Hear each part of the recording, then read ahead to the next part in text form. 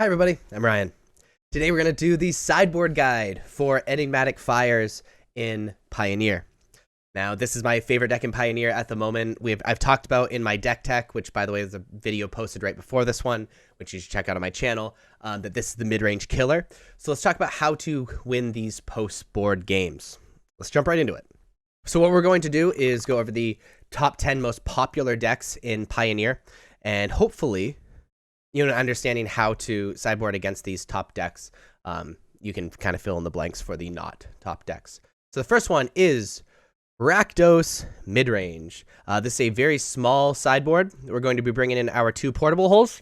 Being able to token off a Fable or being able to hit that 2-drop Blood Tide Harvester or anything like that is pretty value off a portable hole. And we are going to take out Archon of Emeria. Archon of Emeria basically does nothing against the deck, other than I guess can make non-basic lands enter tapped, which meh. And we're going to take out Deputy of Detention. They run enough removal spells, they're just going to get the thing back. The rest of our deck is really solid against them, though. Again, this is our best matchup. The second most popular deck is Nykthos Ramp. We are going to be bringing in 2 Disdainful Stroke to take out their big stuff that they're ramping into and trying to cast. And we're bringing in Portable Hole. Portable Hole can hit Wolfwillow Haven, can hit their Mana Dorks, and it slows them down enough that we can actually get the ball rolling on our end. We're going to be taking out Renegade Rallier. We don't really care about the value that it can bring. We're going to be taking out Tolsimir. Tolsimir doesn't really deal with the stuff that we really care about, and we'd rather be going into this than killing any of the Mana Dorks.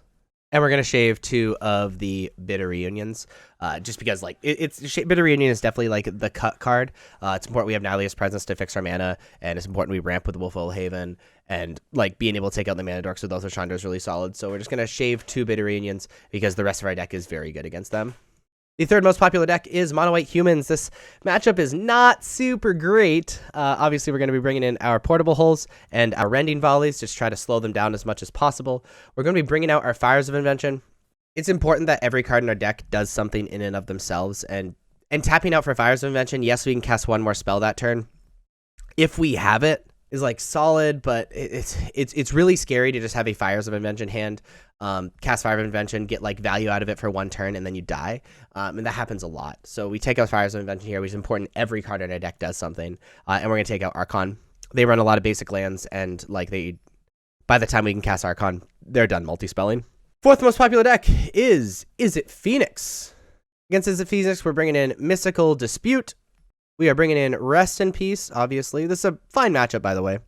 And we are bringing in Disdainful Stroke.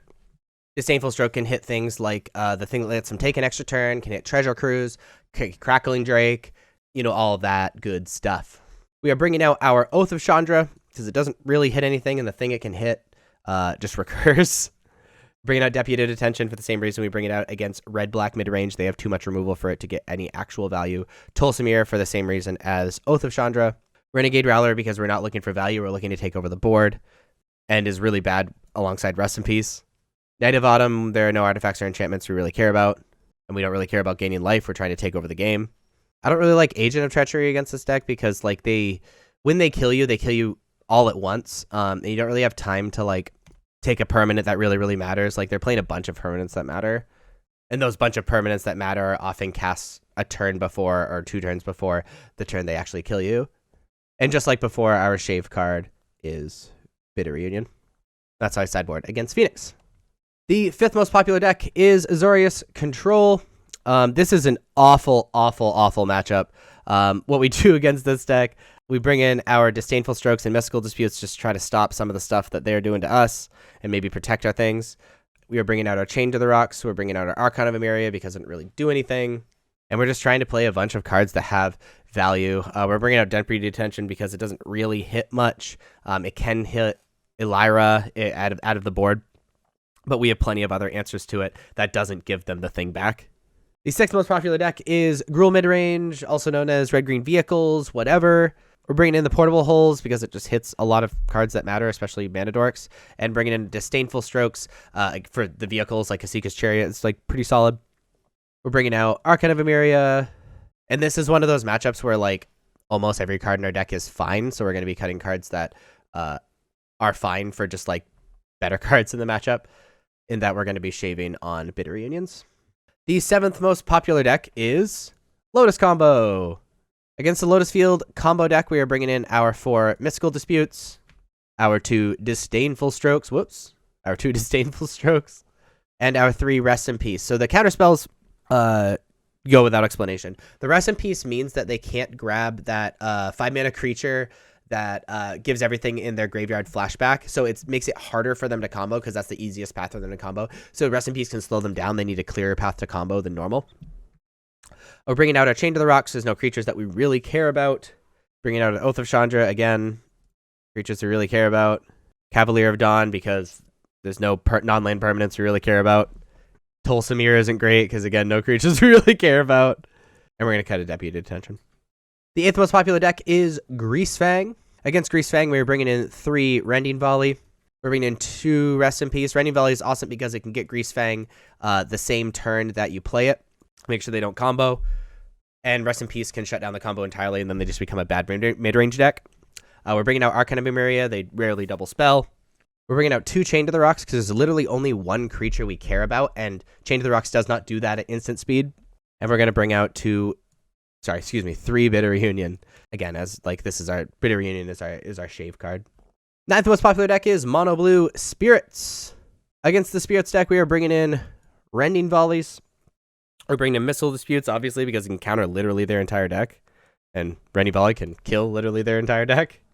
And we're bringing in Portable Holes because it can hit easy removal spells. We're bringing out Fires of Invention. It's really important we don't get tempoed out with like a Spell Queller or something trying to cast a spell that doesn't actually do anything. It's important that all of our spells do stuff initially. They don't have any artifacts or enchantments we care about. We don't really care about gaining life, so we cut the Night of Autumn. Archon, the only thing it does is that it's a flyer, but their guys are normally bigger than ours, so it doesn't matter. And then, like normal, we are shaving on Bitter Reunion. Then the last deck we're going to talk about is the Mirror Match, which is the 10th most popular deck. In the Mirror Match, I just like bringing in Disdainful Stroke. I think it's about like a race to value and being able to counter something like Fires or Enigmatic Incarnation. That is the runaway card, so being able to save that for one of those cards. And if you resolve yours first, you win. That being said, our whole deck is based around a value mid-range matchup. So nearly every card is good, so we're just going to be cutting 2 Bitter Reunion. So hopefully this video was helpful in sideboarding with Enigmatic Fires. I love this deck, and I hope you do too. Please try it out. If you like this video, please be sure to like and subscribe. Check me out on social medias. Links are above me and in the description, especially on Twitch, Discord, and Twitter. I'd really appreciate it. Thank you so much for watching. I'll see you next time. Bye-bye.